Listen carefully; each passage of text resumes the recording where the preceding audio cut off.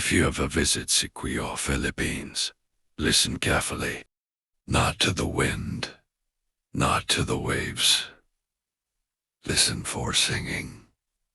Because if you hear a woman singing from the sea at night, and you listen for too long, she won't follow you. You will go to her.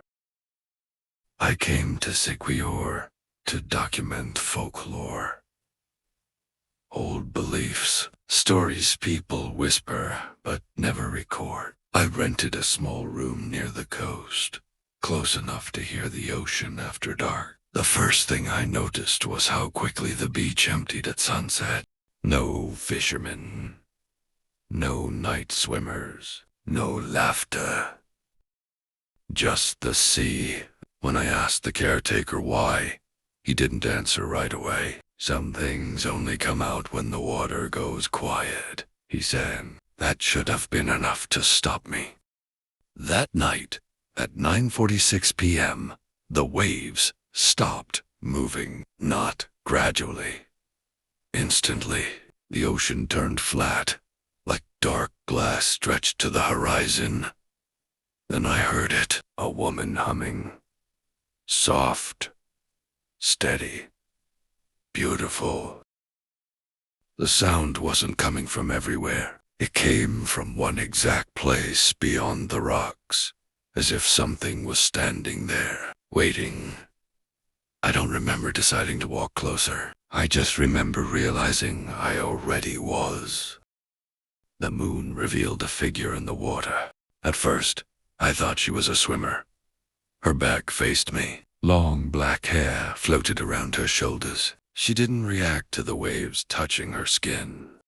I raised my camera. The red recording light turned on. The humming stopped. The water rippled. Something moved beneath the surface. The next morning, I asked a fisherman about singing near the shore. He stopped fixing his net and looked straight at me. Not all mermaids are born in the sea, he said, and not all of them sing to entertain. He told me people had gone missing along that coast for generations. Boats found drifting, footprints that led into the water and never came back. Every story ended the same way. Someone heard singing. That night, I stayed in my room. At least, I tried to. At 2:11 a.m., my audio recorder picked up something while I slept. When I played it back, my hands started shaking. The humming was louder, closer, and beneath it was another sound, wet, heavy, dragging, like something pulling itself across sand. I woke to the smell of salt. Strong, rotting. My door was open. The floor was wet. A trail of water led away from my room toward the beach. I told myself it was fear, imagination, sleepwalking. I followed it anyway.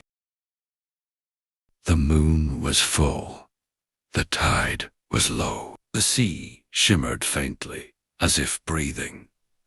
Near the rocks, she was there, not in the water.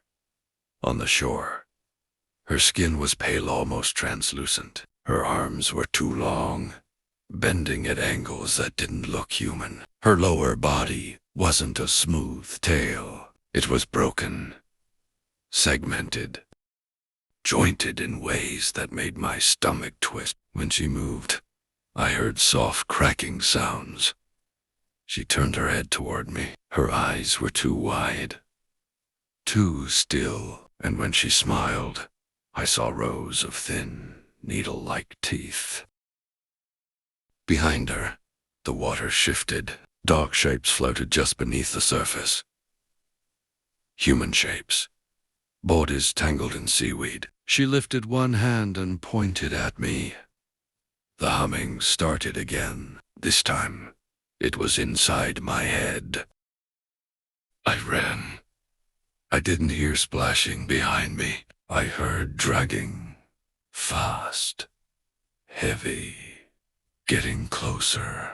When I reached the resort gate, the caretaker was already there.